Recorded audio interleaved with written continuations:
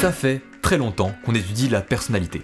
Si vous étiez né en Europe d'influence grecque entre le 8e et le 16e siècle, on aurait pu utiliser cette merveille appelée théorie des humeurs pour vous mettre dans l'une de ces 4 catégories selon l'équilibre de vos fluides corporels. Bilieux, atrabilaire, flegmatique ou sanguin, que je renommerai en ma qualité d'humble vulgarisateur à nerveux, dépressif, chiant et joufflu. Un peu plus tard, en Europe de l'Ouest ou aux États-Unis au début du 19e, on aurait pu utiliser cette pépite appelée phrénologie pour observer la forme de votre crâne et en déduire votre talent poétique, votre sens des couleurs ou votre propension à copuler avec un grand nombre de vos semblables. Malheureusement pour Leonardo DiCaprio, ça ne marche pas. En réalité, comme plein de trucs cool genre les ambulances et de trucs moins cool genre la guerre chimique, l'étude de la personnalité a connu un grand bond lors de la Première Guerre mondiale. Un certain nombre de psychologues américains ont commencé à utiliser des tests pour faire passer des examens d'entrée à l'armée et évaluer le personnel militaire existant. C'était le début des tests de personnalité standardisés. Un deuxième grand cap a été passé dans les années 30, avec notamment l'apparition du BPI, le Bernreuther Personality Inventory, qui est probablement le premier questionnaire de personnalité multitrait. Cette histoire de traits, on va beaucoup en parler. À peu près tous les tests de personnalité que vous avez pu voir ou prendre au cours de votre vie ressemblent à ça. Plein de questions différentes auxquelles vous devez répondre. Le problème, c'est que ces questions sont si étendues et si nombreuses qu'analyser leurs réponses une à une ne vous permet pas de dire grand-chose. Le test devient intéressant du moment où on réunit toutes ces questions dans des grandes catégories, qu'on appelle traits, typiquement l'extraversion. Et une fois que vos réponses mises ensemble, permettent de vous donner un score sur ces traits. Jusque dans les années 30, les tests avaient un trait, celui qui permet de déterminer si vous êtes normal ou instable. Par exemple, dans le WPDS, le test de la Première Guerre mondiale dont je parlais, on pouvait trouver des questions du genre « Est-ce que vous êtes vite frustré par les gens ? Avez-vous peur des bruits dans la nuit ? Pensez-vous que l'alcool vous a fait du mal ?» Répondez oui à un grand nombre de ces questions et vous étiez bon pour un examen psychologique plus approfondi. Justement, dès sa première version en 31, le BPI s'éloignait de cet axe unidimensionnel en proposant plusieurs traits, définis par leurs extrémités. Tendance neurotique, autosuffisance, introversion-extraversion, dominance-soumission. Je vais pas trop m'attarder sur le sens précis de ces termes parce qu'on aura tout le temps de le faire pour des questionnaires qu'on va vraiment utiliser. Ce que vous devez retenir, c'est qu'à partir de là, au-delà du nombre de questions ou du protocole de construction du test, le moyen le plus rapide de distinguer les tests de personnalité est de se demander combien il y a de traits et qu'est-ce que ces traits représentent. Mine de rien, cette question est un enjeu énorme. Ça revient à dire, si vous deviez résumer l'ensemble de la personnalité humaine à quelques aspects fondamentaux, lesquels vous choisiriez ? Le prochain test dont je vais parler est l'un des plus fondateurs, l'un des plus primordiaux pour comprendre l'étude moderne de la personnalité. Dans les années 40, une équipe de scientifiques menée par Raymond Cattell développe le questionnaire des 16 facteurs. Comme son nom l'indique, ce questionnaire évalue la personnalité selon 16 critères différents, allant de l'ouverture au changement au perfectionnisme, en passant par la curiosité intellectuelle ou l'initiative sociale. Ce test se distinguait de ses prédécesseurs de deux grandes façons. Déjà sa conception. Pour construire ces différents traits, Cattell a compilé les 4500 adjectifs décrivant la personnalité humaine réunis par des scientifiques avant lui, et en a tiré 171 qu'il jugeait suffisants pour décemment couvrir l'ensemble de ces notions. Ensuite, en suivant des étapes successives de tests et d'analyse factorielle, il a progressivement réduit et regroupé ces facteurs jusqu'à obtenir 16 caractéristiques fondamentales. L'objectif, c'était donc de synthétiser tout ce qui pouvait être dit sur la personnalité humaine. La deuxième grande différence entre le test des 16 facteurs et les tests qui étaient arrivés avant, c'est qu'il était beaucoup moins centré sur cette idée d'individu adapté ou inadapté à la société. À quelques exceptions près, les facteurs n'étaient pas décrits comme ayant un bon ou un mauvais côté, seulement des différences selon les gens. Est-ce que ça veut dire que Cattell était un humaniste, en avance sur son temps, qui prenait le vivre ensemble malgré nos différences ? J'irai pas jusque-là. Et croyez-moi, je vous montre pas le pire. En revanche, le test lui-même a inspiré beaucoup de développements ultérieurs en psychologie de la personnalité qui allaient justement dans ce sens. Pas de bons ou de mauvais traits de personnalité, juste des différences individuelles. Petit aparté, mais l'évocation de 16 facteurs a peut-être rappelé à certains d'entre vous le test des 16 personnalités qui est devenu très populaire récemment. Alors, contrairement à ce qu'on pourrait penser, il n'y a aucun rapport entre les deux. Le test de 16 personnalités, c'est une variante du Myers-Briggs Type Indicator, ou MBTI, un autre test, lui aussi développé dans les années 40. Et lui, je le garde pour plus tard, vous inquiétez pas.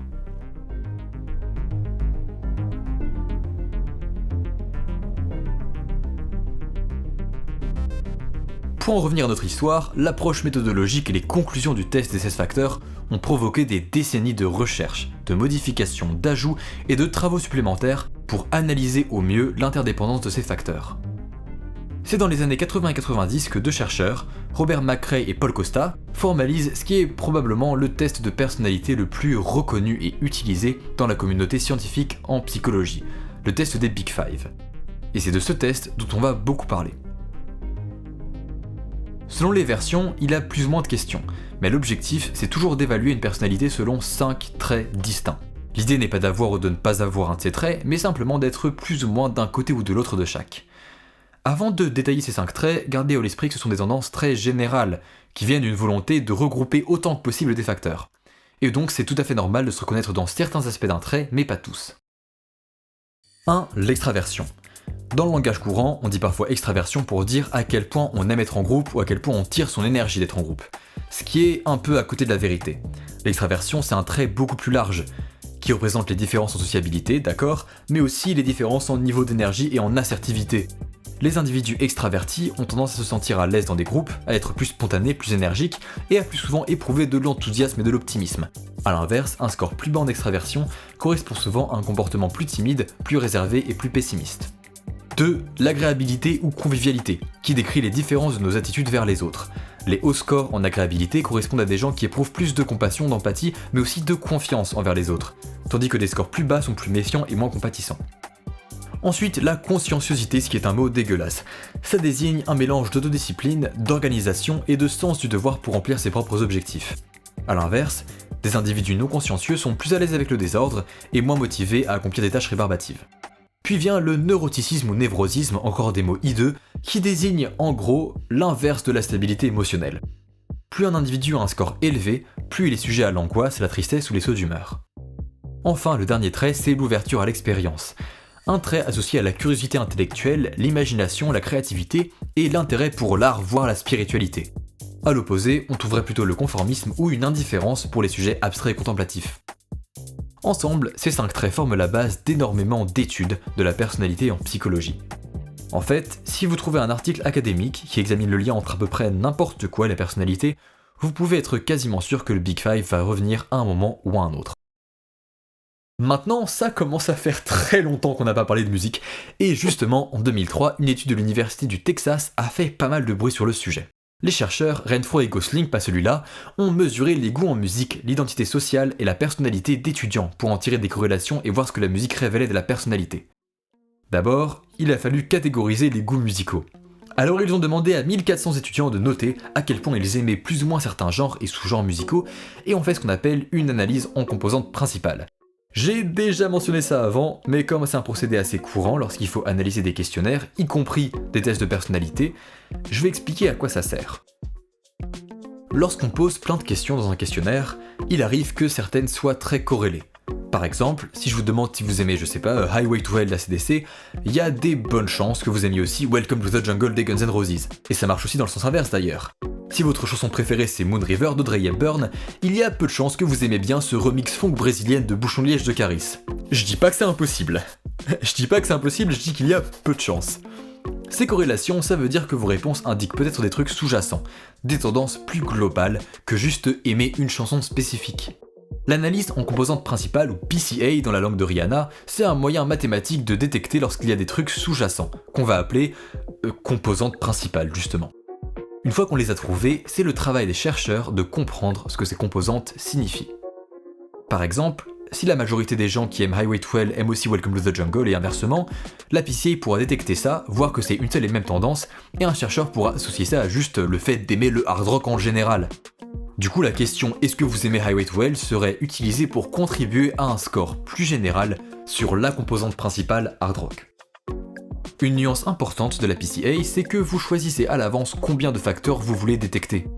Le choix du nombre de facteurs est important. Trop peu, et vous allez perdre beaucoup d'informations. Trop de facteurs, et ça sert plus à rien de faire des facteurs, autant prendre la question directement. Donc ce que font souvent les chercheurs, en tout cas c'est une des façons de faire, c'est qu'ils cherchent le nombre de facteurs qui permet d'expliquer beaucoup plus de variance que le nombre d'avant. Dit comme ça, c'est pas très clair, mais en fait c'est très simple. L'objectif de vos composantes principales, c'est d'arriver à représenter aussi fidèlement que possible la variété des réponses dans la population. en utilisant aussi peu de facteurs que possible. Si avec 1, 2 ou 3 facteurs vous expliquez une partie de la variance, qu'avec 4 vous expliquez une part de la variance beaucoup plus grande, et qu'avec 5 vous expliquez encore un tout petit peu plus mais que c'est pas une grosse amélioration, vous allez considérer que 4 facteurs suffisent et que c'est le bon nombre. Et justement, 4 facteurs, c'est le nombre que Renfro et Gosling ont trouvé. Ils ont regroupé les goûts selon 4 grands thèmes, qui sont souvent plus ou moins corrélés avec certains genres. Le thème réflexif et complexe, associé au jazz, au blues ou au classique, intense et rebelle pour le rock et le métal, joyeux et conventionnel pour la pop, la country ou la musique religieuse, posez pas de questions, et énergique et rythmique pour le rap, la soul et l'électro. Ils ont ensuite répliqué l'étude pour confirmer leur modèle, et retenter cette analyse sur des écoutes de chansons sur une plateforme en ligne. La corrélation entre différents genres et ces 4 grandes composantes variait selon les différentes expériences, mais le modèle à 4 facteurs restait cohérent. Ensuite, ils ont fait passer aux participants plein de questionnaires, dont, entre autres, des tests de personnalité. Et voilà le résultat. Le premier facteur, complexe et réflexif associé au jazz et au classique, était particulièrement connecté avec l'ouverture à l'expérience, tout comme le facteur lié au rock et au métal dans une moindre mesure. Ensuite, le facteur joyeux et conventionnel, lié à la pop, à la country et à la musique religieuse, posez toujours pas de questions, était corrélé avec l'extraversion, l'agréabilité et la conscienciosité. Enfin, le facteur énergie et rythmique était corrélé avec l'extraversion aussi et l'agréabilité.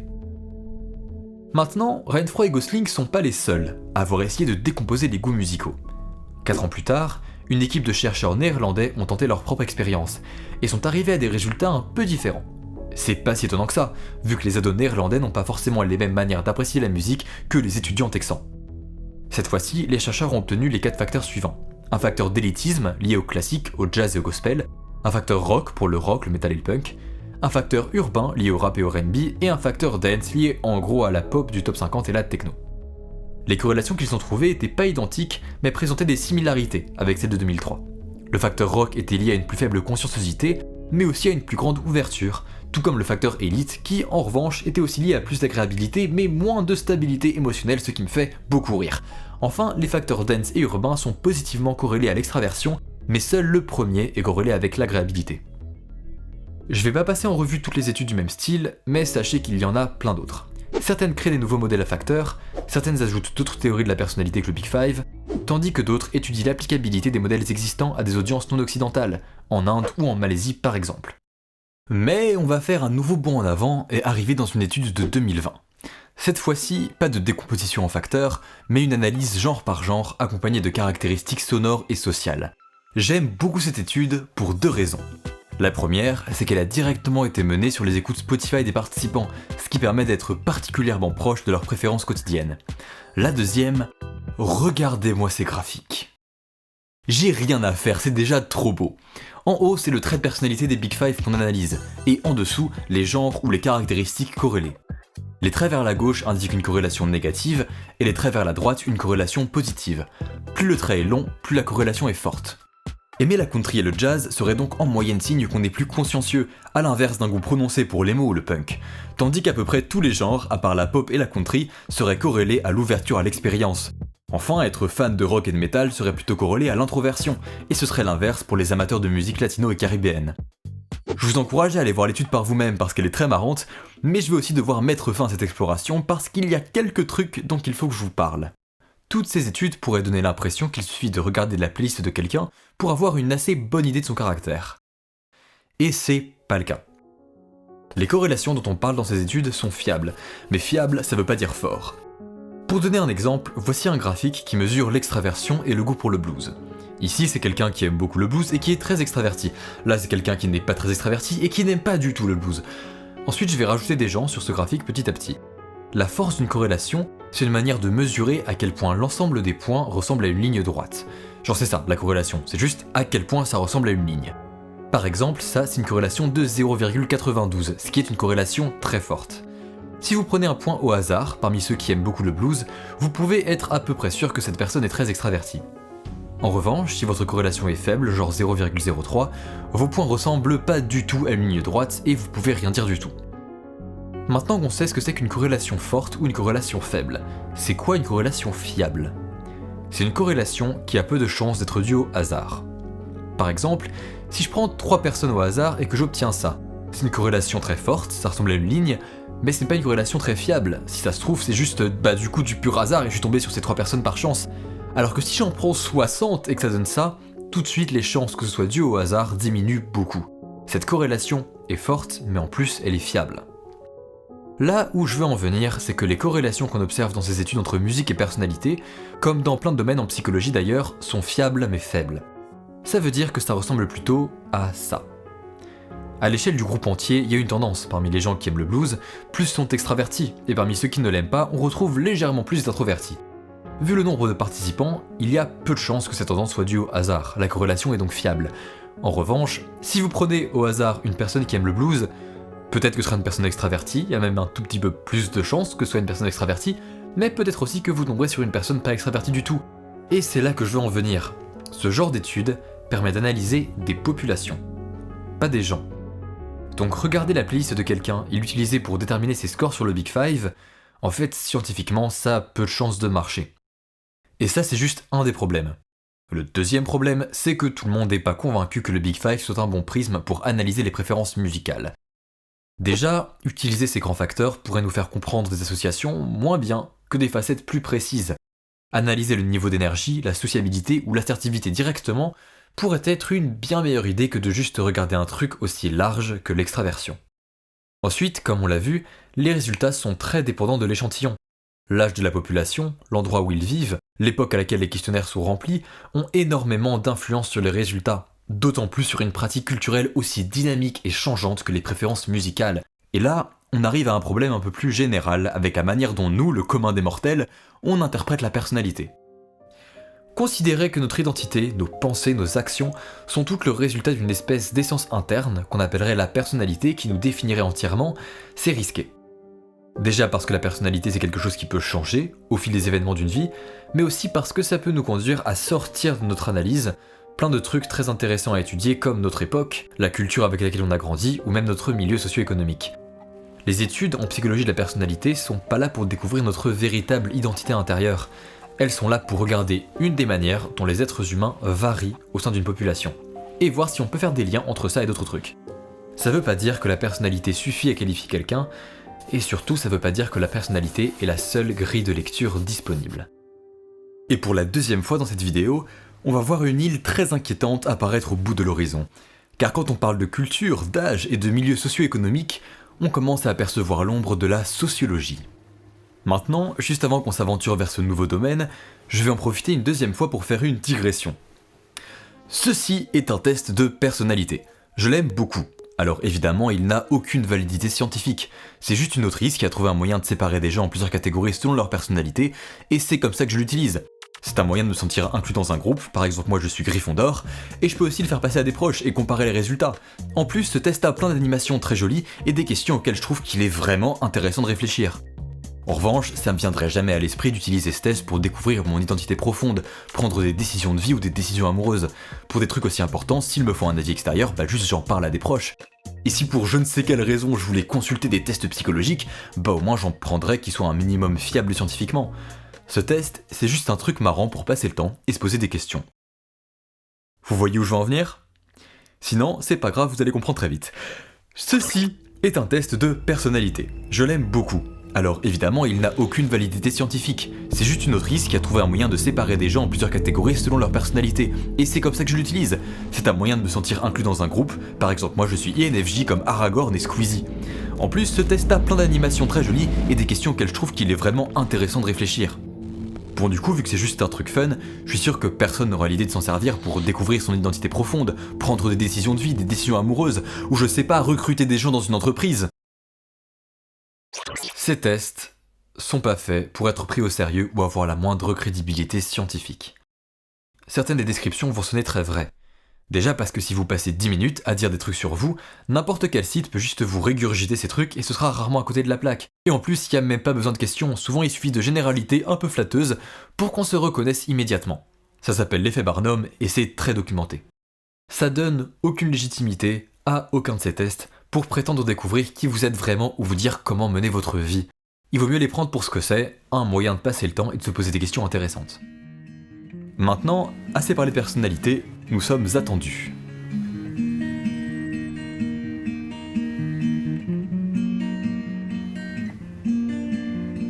Avant qu'on arrive à notre prochaine étape, je dois vous avouer un truc. En neurosciences et en psychologie, j'ai passé des années à étudier ou même à participer à de la recherche sur des sujets assez variés, donc même si je suis un novice, à l'échelle de ces champs de recherche tout entiers, j'ai au moins quelques notions qui me permettent de chercher et lire des études sans être complètement paumé. En sociologie, je n'ai aucune expérience.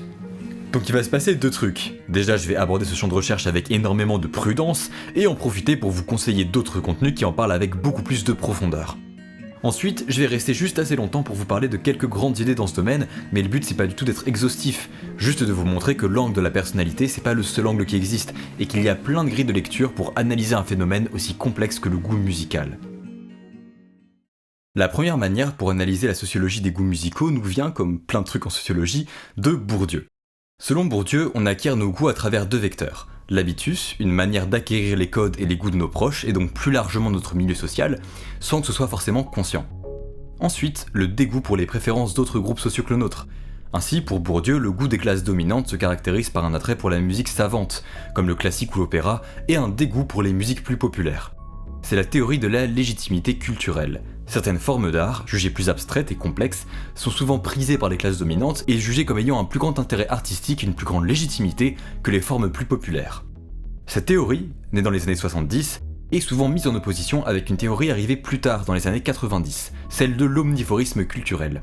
Au fil des décennies, avec l'arrivée de la musique de masse, des sociologues se sont rendus compte que si les classes populaires écoutaient en effet peu de musique dite savante, beaucoup de membres de classes dominantes se mettaient à écouter plein de genres musicaux qu'ils n'écoutaient pas auparavant, comme du rock et de la pop. Parmi ces sociologues, Peterson crée le concept d'omnivorisme culturel. Pour lui, les classes dominantes ne se caractérisent pas tant par l'écoute de musique savante que par le fait de piocher leurs préférences dans plein de genres différents. Ce qui est socialement bien considéré n'est plus le fait d'écouter de l'opéra, mais d'écouter de tout, de l'opéra et du rock, du jazz et de la pop. Maintenant, vous pourriez vous dire très bien, on a deux théories, c'est cool, mais déjà on sait pas laquelle est mieux et surtout ça reste assez vague.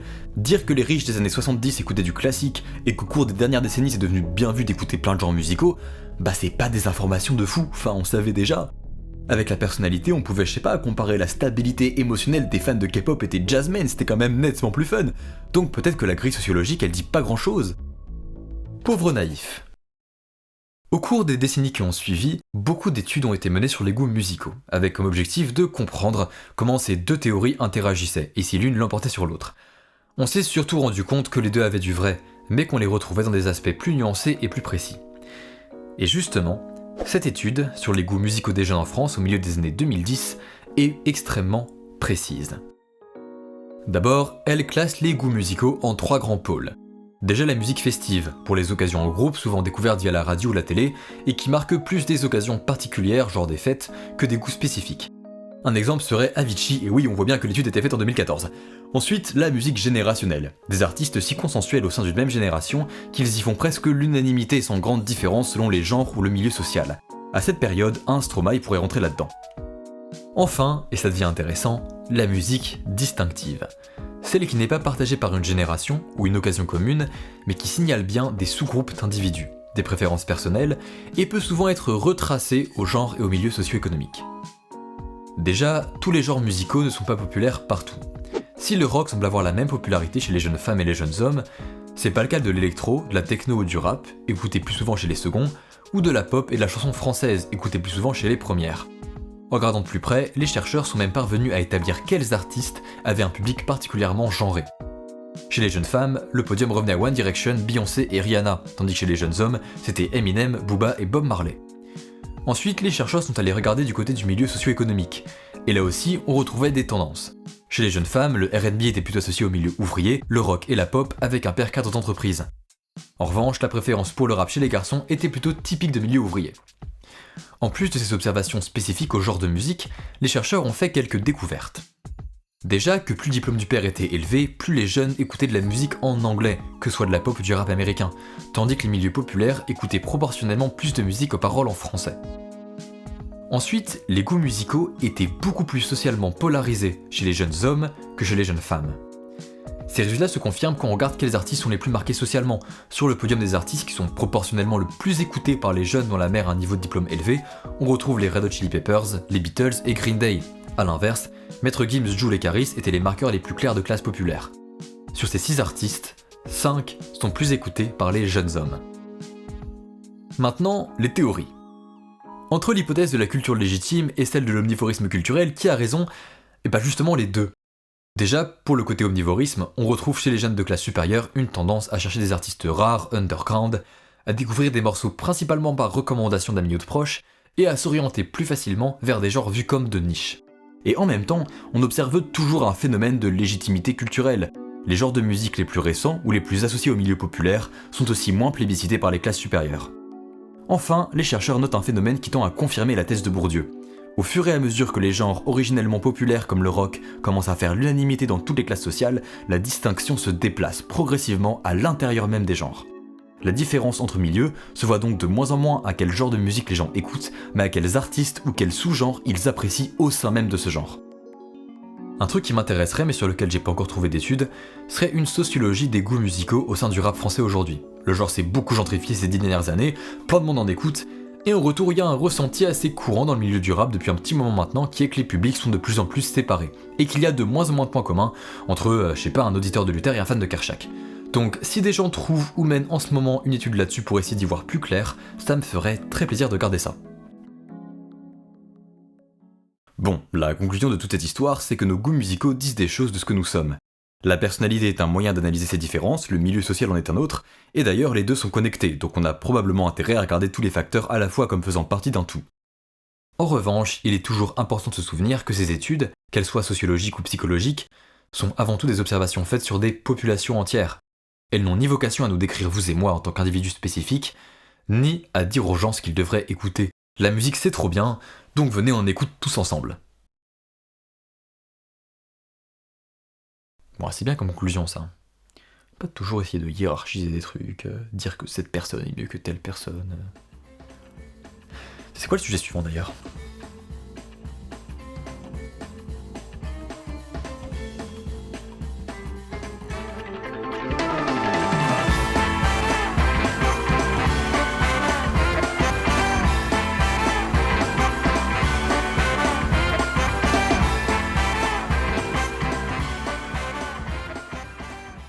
Une des questions les plus récurrentes dans la pratique musicale et même artistique en général, c'est celle du talent. On n'a pas tous la même définition du talent, mais c'est une faculté qui fait que pour certaines personnes, apprendre à jouer d'un instrument ou chanter serait naturel, et pour d'autres ce serait difficile, voire impossible.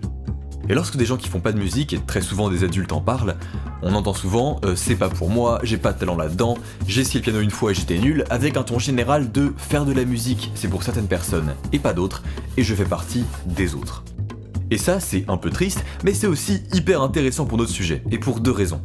Déjà, faire de la musique, c'est complètement une activité cognitive. La perception du rythme et des notes, c'est une faculté mentale, et donc en psychologie, on peut se poser les mêmes questions là-dessus que sur plein d'autres facultés, genre la planification, la mémoire ou la créativité. Et ensuite, parce que c'est une question qui est liée à un des débats les plus connus et les plus anciens en psychologie, l'inné et l'acquis. En gros, est-ce qu'on a une faculté parce qu'on est né avec, ou parce qu'on l'apprend ?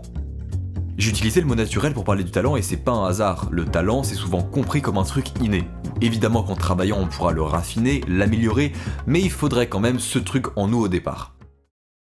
Maintenant, si vous faites de la recherche, et que vous voulez déterminer si une compétence musicale est innée ou pas, qu'est-ce que vous faites ? Instinctivement, l'idée ressemblera un petit peu à ça. Donc ça c'est une faculté, on va dire votre talent au maracas. Ici c'est les facteurs innés, en gros la génétique, et là c'est l'environnement, donc tout le reste, vos parents, vos amis, la météo, ce que vous avez mangé hier. En temps normal, on sait que selon les individus, les variations de ces deux facteurs feront que tout le monde n'est pas aussi fort au maracas. Donc pour mesurer l'influence, on va devoir fixer une variable. En gros, si je bloque l'environnement, et que des gens qui ont le même environnement, mais pas les mêmes gènes, ont des capacités différentes, on sait que le talent au maracas est au moins en partie génétique. Si vous êtes audacieux, vous pourriez même vouloir mesurer à quel point fixer un de ces deux facteurs change le talent. Par exemple, si une génétique différente change un peu le talent, mais qu'un environnement différent le change beaucoup, vous pourriez mesurer ça, arriver à un truc du genre le talent au maracas, c'est 80% environnement, 20% génétique. Cette histoire de fixer l'environnement ou la génétique et de mesurer les influences, c'est exactement ce que font les études de jumeaux, ou twin studies dans la langue de Zola, pas celui-là. En gros, vu que les vrais jumeaux ont exactement les mêmes gènes, observer leurs différences est un moyen de mesurer l'influence de leur environnement. Il y a plein de manières de faire des études de jumeaux et les protocoles ou les résultats peuvent pas mal varier selon l'étude, et surtout le sujet étudié. La plus célèbre des études de jumeaux, c'est cette étude, que je vais appeler l'étude du Minnesota. Elle est sortie en 90 et a fait pas mal de bruit à l'époque. En gros, les chercheurs ont trouvé plein de jumeaux séparés en bas âge qui ont été élevés dans des familles différentes, et ils ont remarqué qu'ils étaient très similaires sur certaines caractéristiques psychologiques, et notamment le QI. En faisant les calculs, ils étaient arrivés à ce résultat pas mal cité à l'époque de 70% des différences de QI peuvent être attribuées à la génétique. Donc a priori on a une route. On a juste à trouver des études de jumeaux qui s'intéressent à la proportion génétique des capacités musicales, et on pourra trouver nos pourcentages de talent. Non ? J'ai pas une bière, moi. Il y a pas mal de problèmes. Déjà, faut savoir que les études de jumeaux séparés à la naissance, il y en a très peu pour des raisons évidentes de c'est galère à trouver. L'étude du Minnesota, elle s'appelle comme ça parce que les chercheurs venaient de l'université du Minnesota. Les jumeaux, il avait fallu les trouver dans 14 pays. Donc des études qui regardent si des jumeaux séparés à la naissance sont aussi forts en musique, c'est simple, j'en ai pas trouvé. La seule info que j'ai, c'est qu'en 98, un des chercheurs de l'étude du Minnesota, qui s'appelle David Liken, a écrit dans son livre qu'un des résultats non publiés de l'étude était que les capacités musicales étaient corrélées à 0,69 chez les vrais jumeaux élevés ensemble, contre 0,44 contre ceux élevés séparément. Il en concluait que la part de talent musical lié à un environnement familial commun était particulièrement importante. Mais c'est juste un chiffre, non publié, d'une étude vieille de presque 40 ans, donc c'est pas ouf. Ce qui est beaucoup plus courant dans les Twin Studies, c'est de comparer les jumeaux monozygotes, en gros les vrais jumeaux élevés ensemble, aux dizygotes, ou faux jumeaux aussi élevés ensemble, ce qui est beaucoup plus simple à trouver. On part du principe que les vrais et faux jumeaux ont le même degré de ressemblance de leur environnement. Vu que les premiers ont le même matériel génétique, et pas les seconds, on regarde si les vrais jumeaux sont beaucoup plus similaires sur les traits mesurés que les faux. Et si oui, on en conclut que ça doit être dû à la génétique. Des études qui comparent les monozygotes et les dizygotes, il y en a pas beaucoup, mais au moins il y en a. Par exemple, cette étude sortie en 89, quasiment au même moment que l'étude du Minnesota, a exactement la même conclusion. À savoir que le facteur principal du talent musical est l'environnement familial, et que l'impact génétique est moins fort que ce à quoi il s'attendait. Ensuite, il y a cette étude finlandaise de 2015 qui dit que l'identification des mélodies similaires jouées sur différentes gammes serait très liée au gène, mais pas à la perception des fausses notes ou des erreurs de rythme. Déjà, rien qu'avec ça, on voit un premier défi de la recherche sur le talent musical. C'est très dur à mesurer. Vu que le talent est une notion complexe, variée et subjective, on peut pas le mesurer directement. On va souvent faire des tests sur des aspects très précis, typiquement comme l'étude finlandaise, et espérer que des choses aussi spécifiques que la perception des fausses notes sont une représentation potable du talent musical. Dès qu'on veut mesurer des questions plus générales qui ont trait au talent musical, la seule option pour tester un grand nombre de participants, c'est juste des questionnaires. Et c'est ce qu'avait fait l'étude de 89 d'ailleurs, c'est demander aux jumeaux s'ils jouaient d'un instrument, s'ils faisaient partie d'un groupe de musique, s'ils avaient déjà été payés pour jouer, ou s'ils avaient déjà remporté un prix d'un concours musical. Et pour le chiffre de l'étude du Minnesota, je sais juste que ça correspondait au Self-Rated Musical Talent, donc je sais pas, on leur a juste demandé à quel point t'es chaud en musique sur une échelle de 1 à 10, malheureusement j'en sais pas beaucoup plus. L'autre truc que je vous ai pas dit, c'est que le concept même d'étude de jumeaux, en fait il fait pas du tout l'unanimité dans la communauté scientifique. Considérer que parce que des jumeaux sont élevés séparément, leurs environnements sont fondamentalement différents, c'est juste faux. L'environnement c'est pas juste la famille, c'est le statut socio-économique, la situation géographique, le régime alimentaire, l'exposition au regard des gens, y compris les discriminations, et plein d'autres facteurs qui font que deux personnes dans des familles séparées peuvent grandir dans des environnements très similaires sur plein de points. Dans le cas précis de l'étude du Minnesota, il faut rajouter à ça un gros biais de sélection. C'est pas juste une étude sur les jumeaux séparés à la naissance, c'est une étude sur les jumeaux séparés à la naissance qui sont au courant et ont repris contact, ce qui biaise déjà les résultats. Donc même leur stat très médiatique de 70% du QI vient des gènes, elle est pas du tout confirmée. Du côté des études entre monozygotes et dizygotes, il y a un autre très gros problème. La recherche est assez claire depuis très longtemps sur le fait que les vrais jumeaux sont élevés de manière plus commune que les faux jumeaux. Ils sont plus souvent habillés pareil, ont plus souvent les mêmes cercles d'amis. Donc ils sont pas juste plus similaires par leur génétique que les faux jumeaux, ils le sont aussi par leur environnement. Donc on a un problème, c'est qu'en fait peu importe à quel point on essaye d'isoler la génétique, d'isoler l'environnement, de réduire les variables, plus on fait d'efforts, plus on se rend compte que c'est juste impossible. La première réaction à ça, c'est d'être triste et de se dire que c'est une question de plus à laquelle on pourra pas répondre. La deuxième, c'est de lire ce que dit la recherche en psychologie actuelle sur le débat inné et acquis en général. Parce que ça va peut-être vous surprendre, mais aujourd'hui, il y a un consensus scientifique sur ce débat.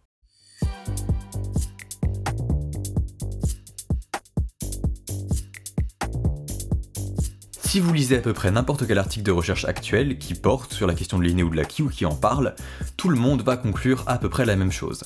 La question de l'inné contre l'acquis est pas intéressante. Ou pour être plus précis, elle est terriblement mal posée. En fait, le consensus actuel, c'est que faire une séparation claire entre la génétique d'un côté et l'environnement de l'autre, ça n'a juste aucun sens. Un exemple tout simple, mais si vous naissez grand et que ça vous pousse à faire du basket, ça compte comme de l'environnement ou de la génétique? Parce que si vous aviez atteint la taille d'1m50, vous en feriez probablement pas. Mais si vous aviez pas été entouré de gens qui connaissent le basket, des parents qui potentiellement vous inscrivent à des cours et sont potentiellement aussi grands donc ils font aussi du basket, si personne vous avait jamais dit « Ah t'es grand, t'as pensé à faire du basket », bah vous en feriez peut-être pas non plus. Et ce problème, même les gens qui ont fait l'étude du Minnesota en parlent. À la fin de l'étude, il y a ce petit paragraphe qui dit « Les enfants en bas âge, naturels actifs, n'ont pas les mêmes expériences que leurs frères et sœurs plus sédentaires ou timides. Les enfants et adolescents cherchent des environnements qui leur ressemblent, ce sont des formes de covariance gène-environnement. De plus, des personnes différentes pourraient ne pas accorder la même attention ou réagir différemment à une expérience objectivement identique. Vos gènes influencent profondément votre environnement, parce que vous passez votre temps à interagir avec votre environnement. Selon votre apparence, votre comportement, votre personnalité, les gens autour de vous réagiront différemment et tout ça fait que des environnements auxquels vous serez exposés, et donc leur influence sur vous, changera radicalement. Et je vois déjà certains petits espiègles, certains d'entre vous, me dire que si les gènes influencent l'environnement et que l'environnement nous influence en retour, ça veut dire que la solution du débat inné contre acquis, c'est qu'en fait tout dépend de la génétique. Donc les gènes ont gagné, 100% de la vie c'est génétique, tout ça. À ça je vais répondre deux choses. Déjà, vous auriez beau avoir la meilleure génétique de basket au monde, si vous grandissez quelque part où les gens ignorent l'existence du basket, vous irez pas en NBA, mais surtout vous savez ce qui détruirait votre théorie? C'est s'il était possible qu'un même gène puisse avoir une expression complètement différente selon plein de facteurs environnementaux avant et après la naissance. Et que donc même les gènes hérités de vos parents, dans certains cas, pourraient s'activer de manière différente que vos parents juste parce que votre environnement n'est pas le même. Est-ce que ce serait pas fou? Est-ce que ce serait pas incroyable s'il y avait un champ de recherche entier dédié à ça, avec une page Wikipédia en 54 langues et plus de 20 000 articles qui sortent dessus par an? Est-ce que vous imaginez si on avait déjà trouvé ce genre d'impact de l'environnement sur la génétique autour de facteurs aussi divers que la performance sportive, la personnalité ou la prévalence de la dépression? Là où je veux en venir avec ça, c'est que plein d'études sont menées sur la pratique musicale et les facteurs qui l'influencent. Ce qu'il faut garder à l'esprit, c'est que la seule manière d'analyser ce genre de facteurs, c'est de regarder leurs interactions. Essayer de diviser les facteurs en deux catégories, une catégorie génétique et une catégorie environnement, c'est arbitraire, artificiel, et ça marche pas du tout, parce que la génétique c'est juste un des aspects d'un environnement global, qui comprend autant vos relations et votre alimentation que l'intérieur de vos cellules. Maintenant, le thème de cette vidéo c'est quand même la musique, et ça fait un moment qu'on s'éloigne du sujet, donc on va se reconcentrer sur cette histoire de talent. Et plus précisément, sur une faculté musicale qui est à la fois très liée à l'idée de talent, et où les études montrent aussi très bien cette interaction entre environnement et génétique. Cette capacité, c'est l'oreille absolue, ou le fait de pouvoir identifier une note instinctivement. Par exemple, si je joue ça, quelqu'un qui a l'oreille absolue entendra que c'est un La aussi clairement que je vois que ça c'est du bleu. Pour plein de personnes, l'oreille absolue c'est un peu l'idée même du tu l'as ou tu l'as pas. Donc a priori, la team innée a clairement l'avantage. Sauf que justement, on a pas mal d'études sur les facteurs qui font que l'oreille absolue apparaît chez les gens, et c'est plus complexe que ça. En 2012, une étude australienne résume assez bien cette interaction entre facteurs. Littéralement, le premier mot du titre c'est intersection, on peut pas faire beaucoup plus clair. Déjà, il y a un consensus assez clair sur le fait que le plus gros facteur d'acquisition de l'oreille absolue, c'est l'entraînement. Plus précisément, un entraînement dans une période sensible, en gros chez des enfants entre 3 et 7 ans. Ce qui ne veut pas dire que c'est pas possible d'apprendre l'oreille absolue à l'âge adulte. D'ailleurs, une étude sortie en début d'année a des résultats assez encourageants là-dessus.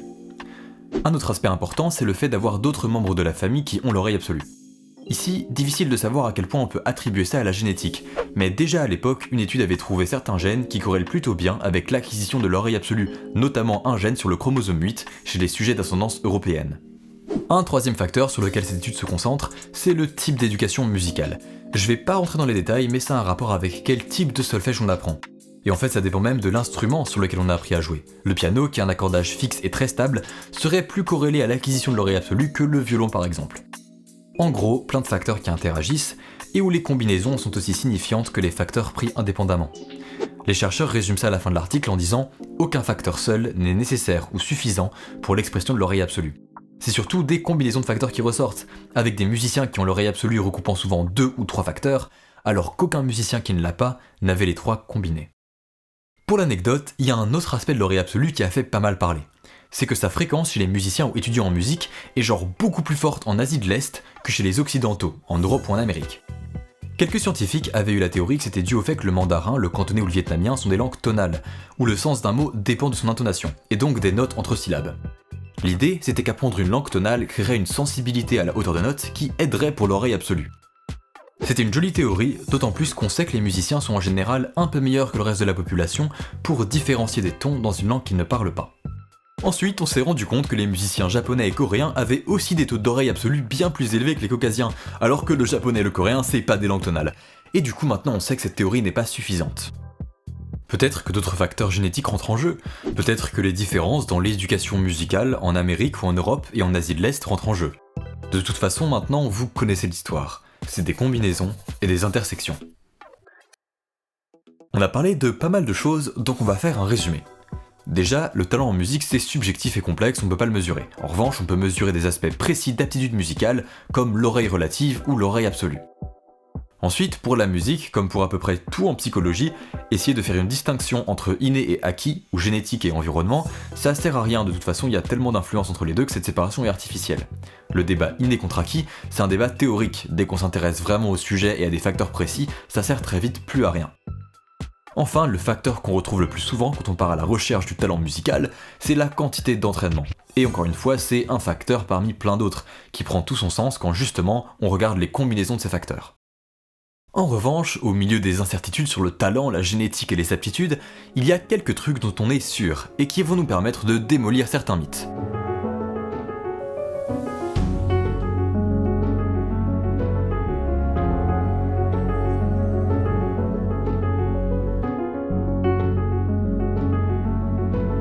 D'abord, le mythe que la musique ça vient naturellement ou ça ne vient pas. Tous les gens un peu forts en musique le sont parce qu'ils ont énormément travaillé. Donc l'idée que certaines personnes sont juste naturellement capables de composer ou de jouer d'un instrument est complètement fausse. Les gens bons en musique le sont pour la même raison que les scientifiques sont bons en sciences ou que les sportifs sont bons en sport. Un entraînement incessant et des milliers d'heures de travail. Un autre mythe assez lié, c'est que si vous n'apprenez pas très vite, la musique c'est juste pas pour vous. Les gens n'apprennent pas tous à la même vitesse, mais c'est pas parce que ça prend du temps que c'est pas pour vous. Un exemple que j'aime bien, c'est celui d'une étude menée en 2012 à Tokyo, où un prof de musique a tenté d'utiliser un programme qu'il avait conçu pour apprendre l'oreille absolue à une vingtaine d'enfants tout juste entrés en école de musique qui ne l'avaient pas. Clairement, certains enfants apprenaient plus vite que d'autres, et pour le coup l'oreille absolue c'est typiquement une faculté où on pourrait se dire que les facteurs génétiques sont limitants et pourraient être juste un plafond de verre. Maintenant, sur les 24 enfants qui ont suivi cet entraînement, 2 ont arrêté en cours de route. Sur les 22 qui restent, essayez de deviner quel pourcentage des enfants ont vraiment acquis l'oreille absolue. Pour rappel, le pourcentage de base chez les étudiants en musique au Japon, c'est aux alentours de 30%. Donc en utilisant ce programme fait exprès pour développer l'oreille absolue, est-ce que vous pensez que le pourcentage restera 30%, en gros les 30% qui avaient le talent quoi qu'il arrive, ou que ce sera plus? Peut-être 40%, 50%, la moitié ou même 70%? La réponse, c'est tous. Ils ont tous réussi. Apprendre peut prendre du temps, ça veut pas dire qu'on n'est pas capable d'arriver au bout. Encore un mythe, mais si vous êtes adulte, c'est trop tard. Non. Vraiment, c'est dur d'expliquer à quel point cette idée est absurde. Les articles qui parlent d'apprendre un instrument en tant qu'adulte se concentrent juste sur expliquer à quel point c'est bénéfique sur plein d'aspects. Vraiment, de si c'est possible ou pas, c'est même pas une question. Mais si vous avez vraiment besoin qu'une étude vous le dise, bah voilà. C'est dans une étude menée pendant le Covid qui s'intéressait à l'effet de l'apprentissage du piano et de cours de culture musicale sur différentes aptitudes en musique. Et voilà, c'est étonné, c'est cadeau. De manière générale, les gens qui apprennent la musique adulte ont tendance à trouver ça plus difficile techniquement, mais aussi plus fun, plus agréable et plus tranquille que dans l'enfance, parce que le rapport au prof est pas le même, et qu'ils sont plus mûrs et comprennent mieux leurs propres objectifs. Dans un thème un peu similaire, mais complètement à l'autre bout de cette espèce de ligne fictive entre talent et travail, on retrouve l'idée que la musique c'est forcément fastidieux. Il arrive pour des non-musiciens de se dire qu'ils aimeraient faire de la musique, mais que les souvenirs qu'ils en ont, enfants, en essayant d'apprendre à jouer, c'est juste des moments interminables et hyper frustrants d'exercice au piano, qui leur ont juste pas du tout donné envie de recommencer. Sur celui-ci, on va passer un peu plus de temps parce qu'il est l'heure de retrouver un vieil ami, Anthony Kemp. Ça faisait longtemps. En 1996, sûrement entre 2 séances d'oblitération des joueurs de cuivre, Anthony a sorti un livre, The Musical Temperament, où il dédie pas mal de chapitres à l'étude de la personnalité des musiciens. Et un thème majeur qui revient dans pas mal de ces chapitres, c'est le fait que souvent les enfants qui apprennent à jouer de la musique ont le temps de pas mal changer avant de devenir des musiciens adultes. Le fait est que la plupart des gens commencent la musique très jeunes et sous l'impulsion de leurs parents, donc à un moment où leur motivation est souvent externe. Et souvent, ce qui fait que certains continuent et que d'autres arrêtent, outre plein de facteurs de circonstances genre les profs ou le temps libre, c'est une internalisation de la volonté de faire de la musique. En gros, les enfants qui continuent sont ceux qui arrêtent progressivement de faire de la musique pour leurs parents ou leurs proches et commencent à en faire pour eux-mêmes. Et cette prise d'indépendance, liée à l'adolescence en général, se reflète dans d'autres aspects de la personnalité des enfants musiciens. En grandissant, ils deviennent progressivement moins consciencieux, plus à même de casser des codes ou de suivre leurs propres règles. Et tout ça aboutit au penchant pour l'exploration et l'ouverture qui caractérise beaucoup de musiciens devenus adultes. En remarquant tout ça, et en menant des études sur les adultes musiciens, Kemp en vient à faire des remarques plus globales sur l'éducation musicale. Le support des parents, leurs encouragements et leur investissement dans la musique de leur enfant, c'est important, et c'est une motivation qui sert d'un très bon point de départ. Mais ce qui va souvent faire que les enfants et ados qui font de la musique l'internalisent, commencent à l'aimer vraiment et continuent à en faire, c'est aussi d'avoir la liberté et de l'espace pour jouer eux-mêmes. C'est de pouvoir expérimenter, jouer ce qu'ils ont envie de jouer dans des contextes où on n'attend rien d'eux, et où ce sont leurs propres envies et leurs propres motivations qui sont au centre de la pratique musicale. Et je dis pas ça comme un conseil parental, moi je fais des montages tout seul dans ma chambre avec de la bière et des pizzas, si vous voulez éduquer des gens, c'est pas à moi qu'il faut demander.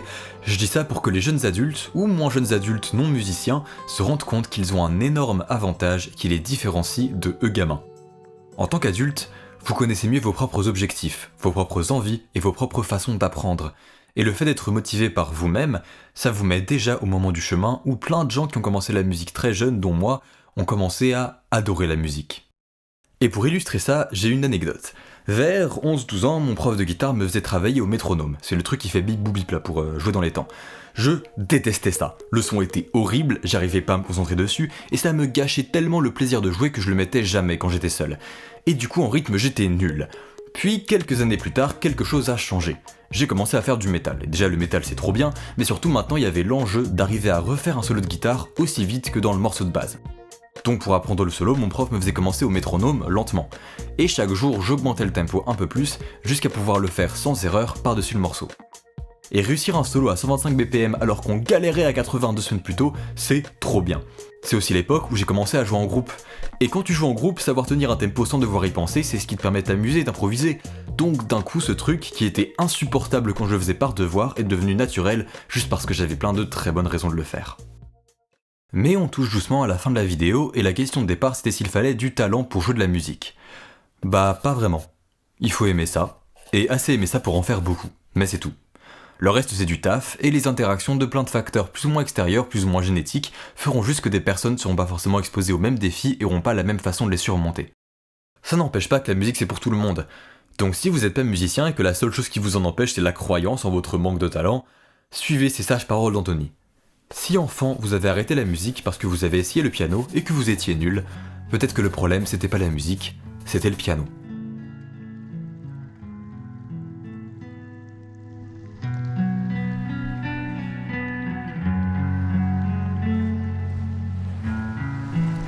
Je vous avoue que j'ai eu un peu de mal à trouver une conclusion à ce documentaire. On a couvert plein de sujets différents, répondu de manière complète et définitive à environ zéro des questions que j'avais posées, mais on a appris plein de trucs, enfin vous je sais pas, en tout cas moi oui. Du coup, à la place d'une vraie conclusion, je vais juste faire une petite digression pour rappeler que beaucoup des études dont j'ai parlé, sur les émotions en musique, la dopamine, les genres musicaux, l'oreille absolue, concernent une fraction de la musique. Ils peuvent être très influencés par des facteurs culturels et notamment des normes occidentales. Rien que la différence joyeux-triste entre mode majeur et mineur dont j'ai pas mal parlé, en fait elle est pas du tout vraie partout dans le monde. Encore au-delà, plein de formes de musique n'ont pas forcément de structure rythmique définie en mesure, de régularité comme celle de la plupart des styles qu'on écoute au quotidien, et même le fait d'utiliser 12 notes en musique c'est pas du tout une évidence. Donc même si la plupart de la musique qui est produite et consommée en masse suit ce genre de schéma, ça reste important de s'intéresser aux genres de musique qui justement ne les suivent pas. Parce qu'ils peuvent avoir une grande importance culturelle, et parce qu'il est de plus en plus difficile d'en trouver qui ne soient pas d'une manière ou d'une autre influencés par la musique occidentale lorsqu'ils ne sont pas directement menacés d'extinction. On a une chance folle d'avoir accès, plus que jamais auparavant, à des formes et des styles de musique profondément différents, qu'on n'aurait jamais découvert en temps normal. Donc c'est important de pas juste voir ça comme un moyen de faire plus de stats, mais comme une occasion inédite de mieux écouter et de mieux comprendre. Au fond, c'est ce que la musique a toujours été.